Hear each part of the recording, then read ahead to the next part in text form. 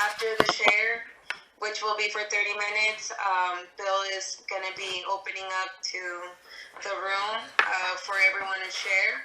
Just want to remind you guys to please keep your shares to 5 minutes so that way everyone can have an opportunity to share.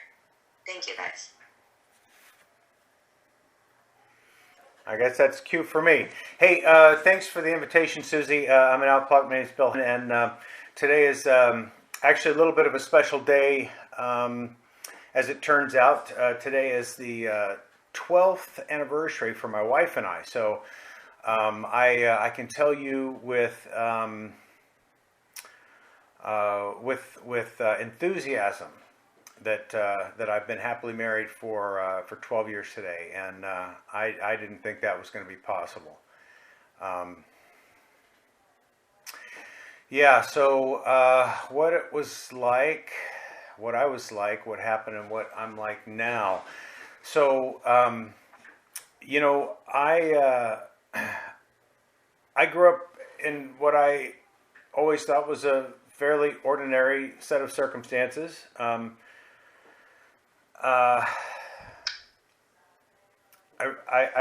still to this day don't know of anyone in my family that has the condition of alcoholism or drug addiction.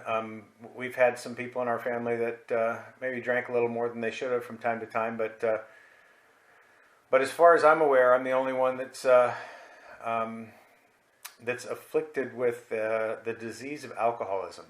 And when I first was presented with that concept, I didn't embrace it. Maybe you can relate. I don't know. I had some ideas in my own mind about what that kind of thing looked like, and I didn't really think that I measured up to that image. Something just occurred to me. I've been pretty good in the past when I'm given the opportunity to share a little bit more of my story to include something very important to me to get started, and it's really a good way for me to make sure that I don't get in my own way here. So what I'd like to do with you here is just share a prayer that I say very often. It's a prayer that I say most every night with my wife, and that has been a very important part of my life today. Learning to pray with my wife. It was a really scary concept at first, and still sometimes my head can get in my head and tell me crazy things. But anyway, let me get started here. So, Heavenly Father, thank you for another day sober. Thank you for all your blessings. We want to thank you for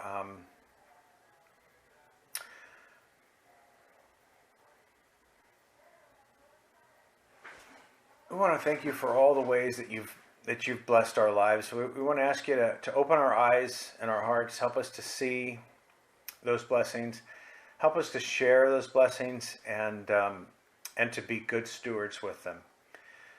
We pray that you would help us to become the men and women that you would have us be. We thank you for forgiving us of all of our mistakes, and we pray that you would use us to help meet the needs of some of your kids, especially when we don't want to.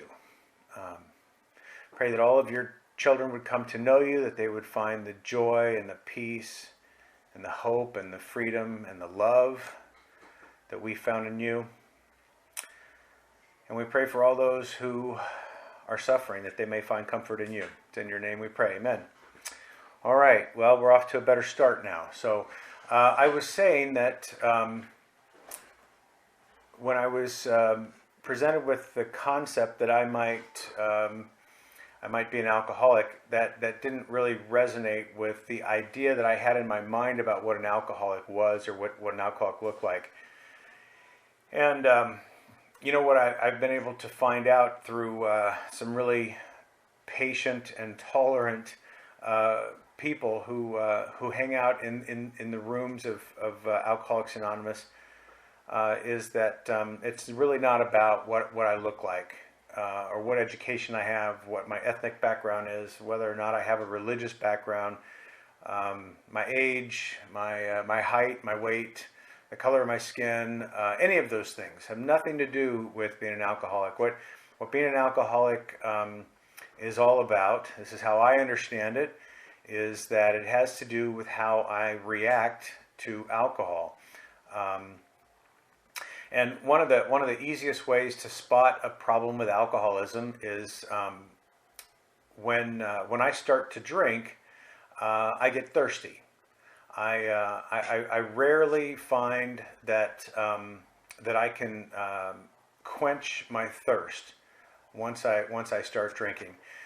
I really love what alcohol does for me. It makes me feel smarter, faster, stronger, better looking.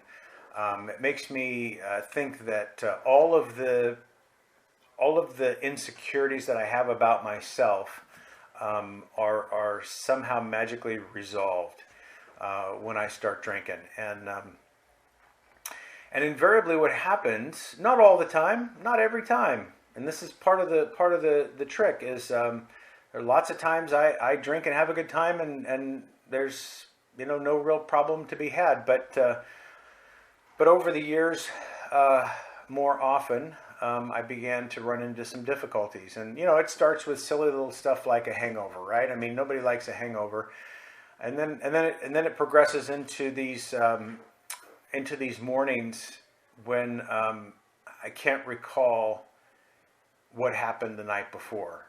And at first, those are just kind of like little gray outs, where I'm not really sure about all the details. And you'd have friends early on. I would have friends call me and say, dude, do you remember what you did or what you said? And it seemed kind of funny. And then it got to where, as time progressed, it got to where that was kind of embarrassing or shameful. And then it just got outright embarrassing. And there were those times that I would come to in the morning, and if I did know where I wasn't sure how I got there. And I don't know if you've ever experienced this, but I remember waking to the terror, fearful that I might have been in an accident the night before and didn't know it. And I ran. I mean, half clothed. I was so concerned. I ran out of my bedroom, out to the parking structure to find my car, to make sure that it didn't have any body parts connected to it. And that sounds kind of funny, but when you're in the middle of that real terror, that shit is not funny. I'm just saying. So what happens? Is I wake up the next morning, like I've described, and I swear I'm not going to drink again ever. In my entire life, I'm never going to drink again. And that doesn't usually last very long. I remember several times, waking up, I don't know, 9, 10 o'clock in the morning, just feeling just wrecked. And swearing I'm never going to drink again. And some friends come by and they say, hey, let's go get some pizza. And well, I mean, you can't have pizza without beer, right? And so, by noon, 1 o'clock, I'm drinking again. And that's really, unfortunately, the truth of my condition. And so there would occasionally be times when it wasn't so immediate, when my next drinking escapade didn't begin so quickly after my last one ended. And I would have periods of what most people would call sobriety. I was physically abstinent from alcohol for, I mean, it was rare, but maybe several days in a row. And somehow, some way, some set of circumstances would present themselves. It usually sounded like fun, and my mind would say, you know what? Yeah, of course I can drink. I mean. The consequences of my last drinking escapade didn't even occur to me. Didn't even become part of the equation, right? It's just this affinity that I have for having fun, and drinking seemed to be a big part of that. Our book talks about this as conviviality, right? And bringing color into life. And I really like how alcohol affects me that way. But as time goes on, you'll hear people say in Alcoholics Anonymous will talk about alcoholism being a progressive condition, meaning that it gets worse and worse. And in me, that's exactly what happened.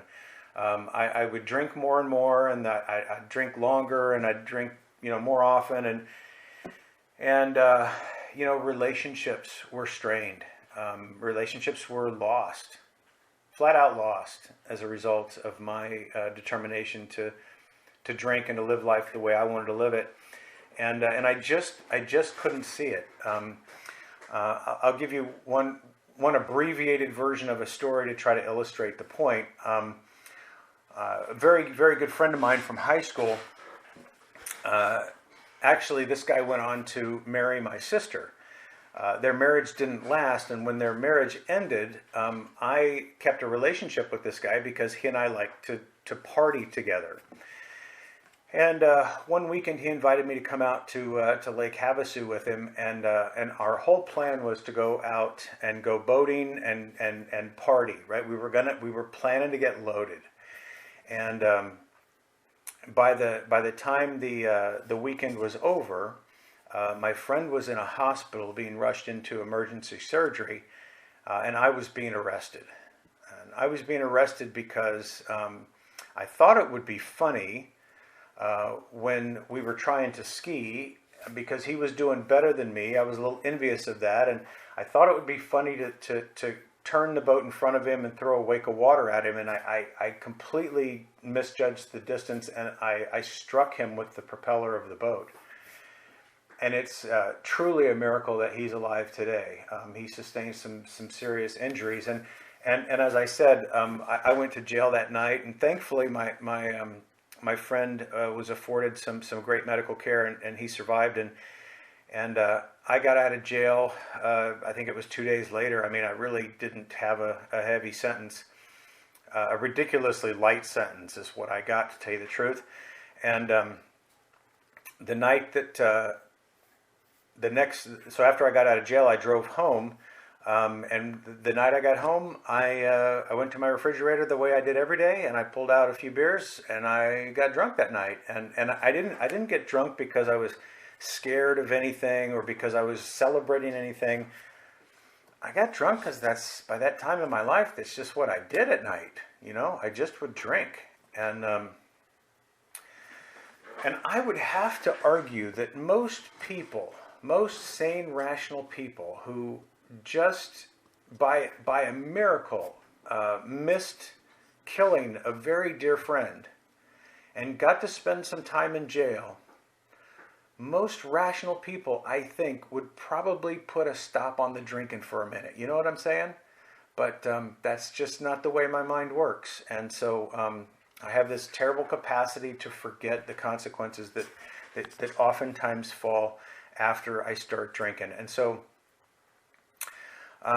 let me fast forward a few more years. It was 7 years after that accident that my family showed up at my house one morning, and they threw me a surprise party, And it wasn't the kind of surprise party with a bounce house and a pony. What it was is it was an intervention. And they all sat around in my living room, and they told me that they loved me very much, and they reminded me of some good times that we had, and they all in their own way reminded me of some of the tragic situations that I had been involved with them. And they all pleaded with me to please go get help, and they asked that I go get help that day. And they got me at just the right time. I was whooped. I'd been trying to keep a party. Oftentimes I say I was trying to keep a party with people I didn't even like going, but for the most part, I was keeping a party going on with me alone. Anyway, I was spending more money than I was making keeping the party going, and that's a very poor long-term financial plan. And so when they got my attention, I was really just only too happy. I was relieved to get off of the merry-go-round that I'd gotten myself onto. And I went away for treatment, and while I was there, I learned some really important things. Some very valuable things.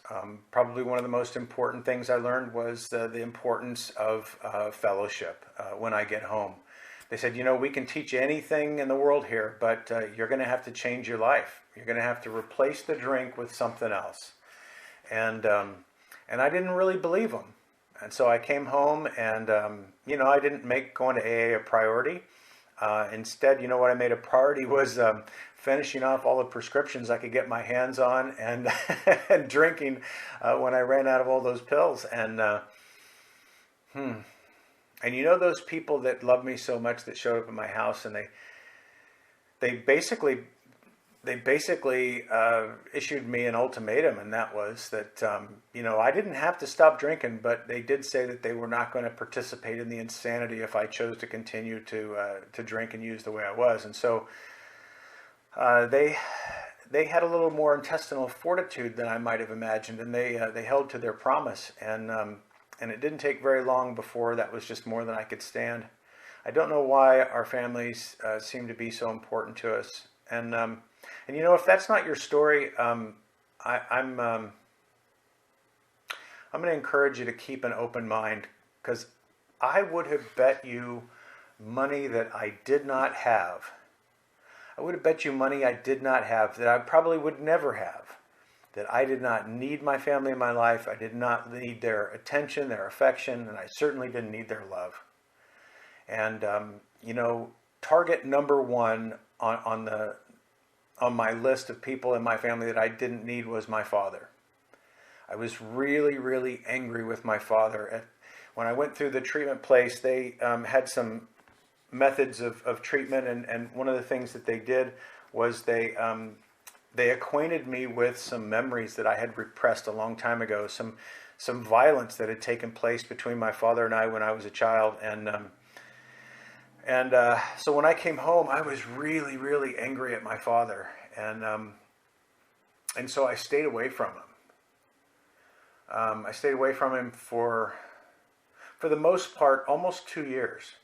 And you know, that's easy enough when it's a Tuesday or a Thursday, but when it's Christmas or Thanksgiving or his birthday or my birthday, that's a different piece of business. That gets your attention. You can't just, or at least I couldn't just slough that off. And that was tough to do, but I was afraid. I was afraid of my dad. That's the truth. And so what I ended up doing was I sought the help of a sponsor. He got me going through the 4-step inventory, and I also sought the help of a therapist in dealing with this anger that I had, because this anger was also manifesting itself in other ways. There were other character defects, other personality traits that were coming out. I was venting my anger on other people, neighbors, random. It wasn't a healthy situation for me or anyone around me, and so I sought some help, and I got it.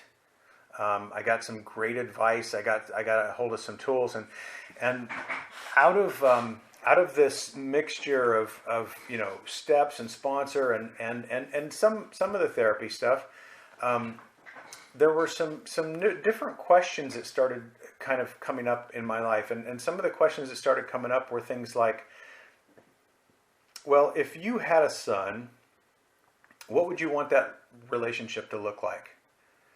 And you know, it wasn't really hard for me to answer that question. I knew that if I had a son, I'd want to be in his life. I'd want to be engaged with him. I'd want to tell him everything I possibly knew. I'd want to share that information and help him get ahead. I'd want to build stuff with him. I'd want him to want a relationship with me. And my sponsor has this funny little way of turning things around on me, and I didn't see it coming this time, you know. So I listed out all these things that I would want out of a son if I had one, and then he asked me how well did I think I was doing at being that son. And it changed my perspective, and that's really been a big element of what's happened in my life here in AA is changed perspectives, altered attitudes, right? changing the way I perceive myself, the people around me, and the creator of the universe. And so I knew that I needed to do something different. I knew that not necessarily, I wasn't ready. I wasn't in a place where I could do something for my dad. I had to do this for me. I had to find a way to engage my dad so that I could be the son that I would want to have. And I had to find a safe way to do that. And the way that occurred to me was to have lunch with him, because lunch was something that you did in a public place. So I had the protection of people around me.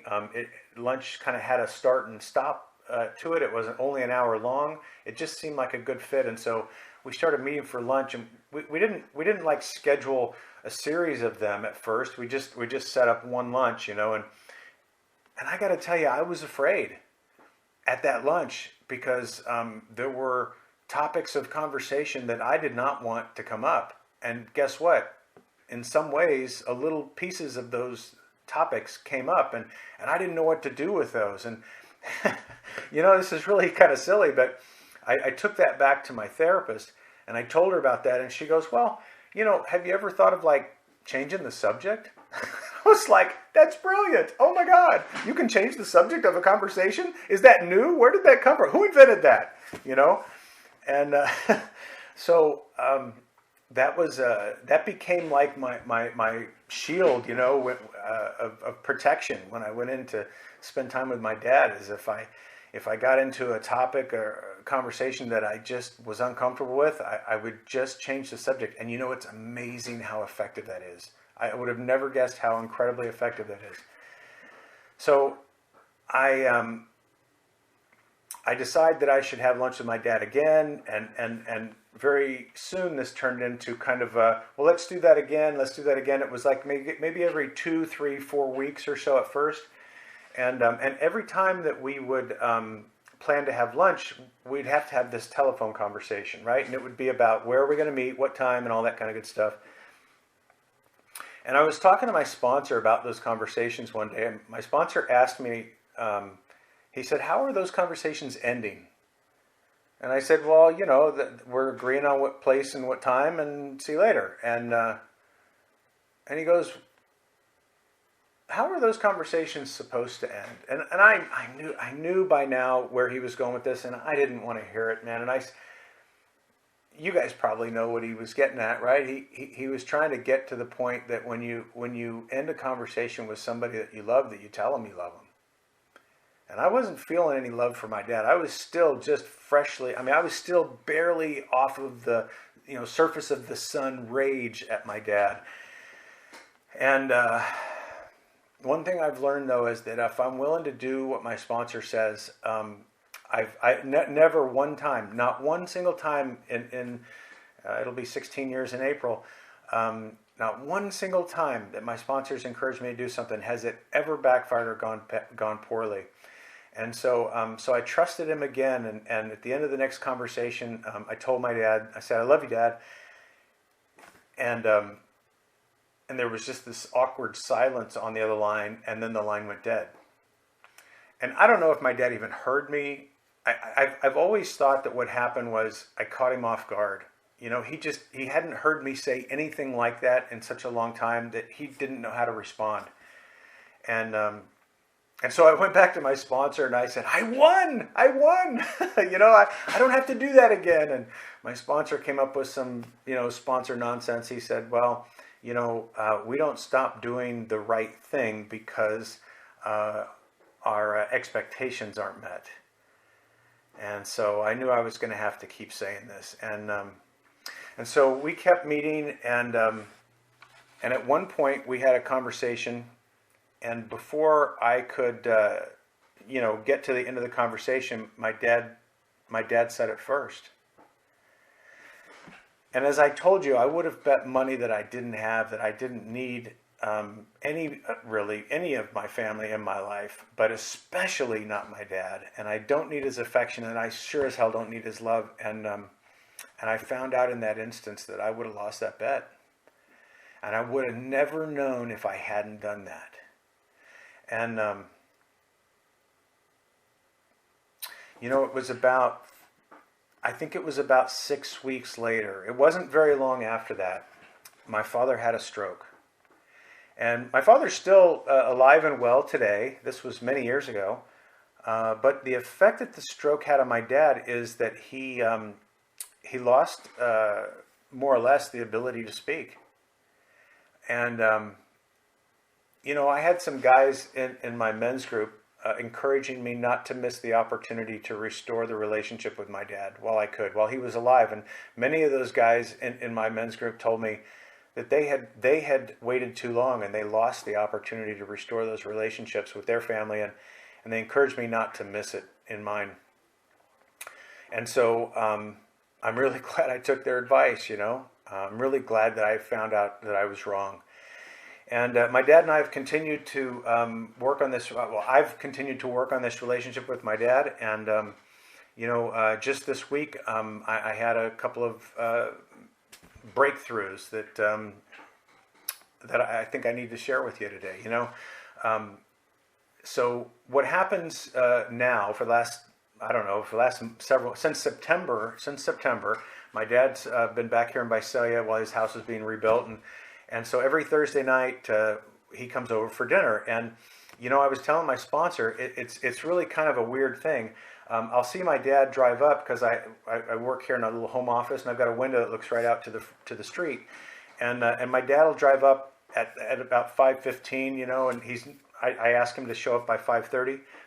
When he drives up at 5:15, the first thought in my mind is, God damn it, why is he so early? And then there's other times when he shows up at 5:40, and the first thought in my mind is, God damn it, why is he so late?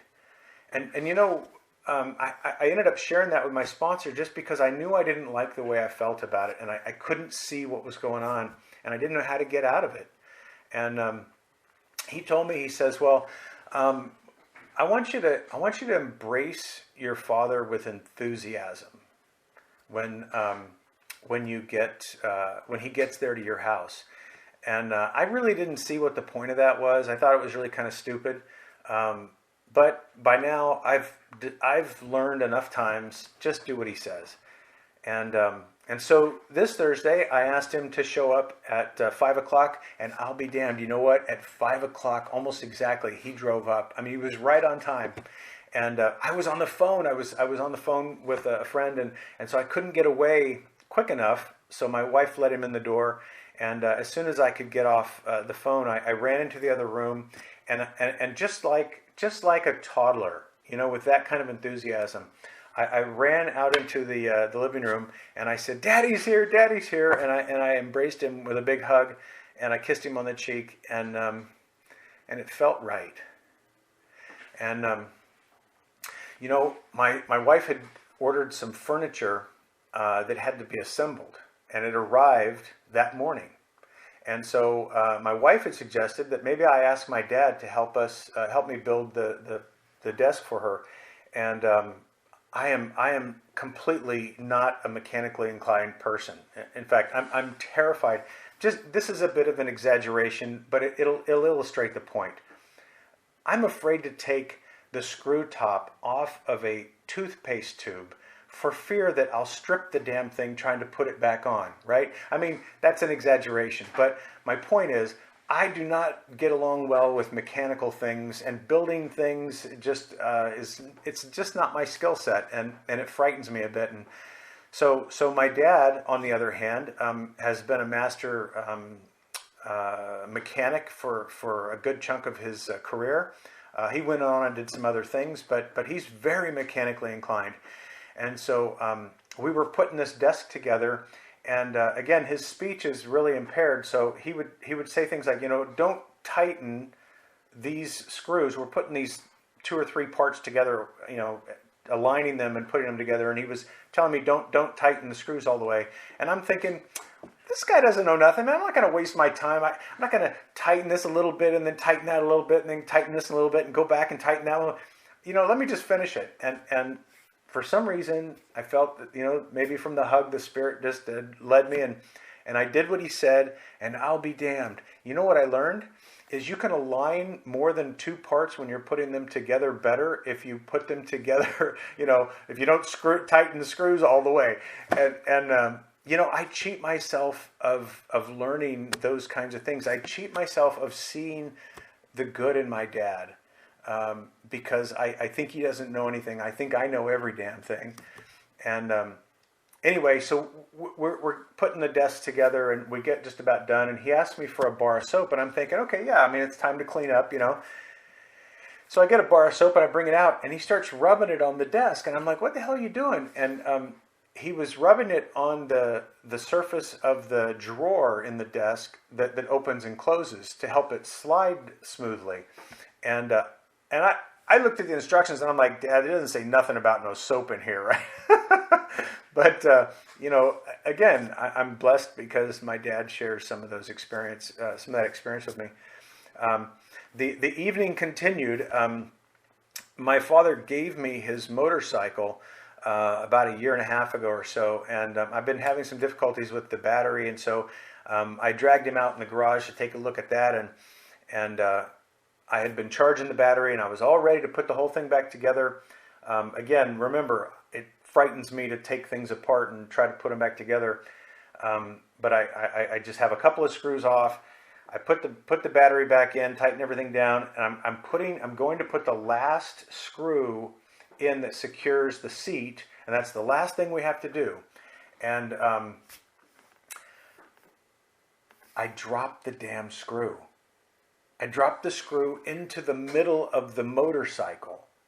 It took us an hour. We were looking for that stupid screw for an hour, and to do that, we had to take the motorcycle even more apart. And now I'm just terrified, right? And while we're doing that, Dad finds something else that's not connected, and so I would have quit long ago, and you know what I would have done? I would have rode the motorcycle without the screw. And here's the truth is, if I would have done that, here's what riding the motorcycle would have been like. I'm going down the road, and instead of thinking, hey, what a great day, let me listen to some good music, I'm thinking, that damn screw is going to pop out any second. It's going to land in something, it's going to explode, and I'm going to die. I mean, it's just ridiculous.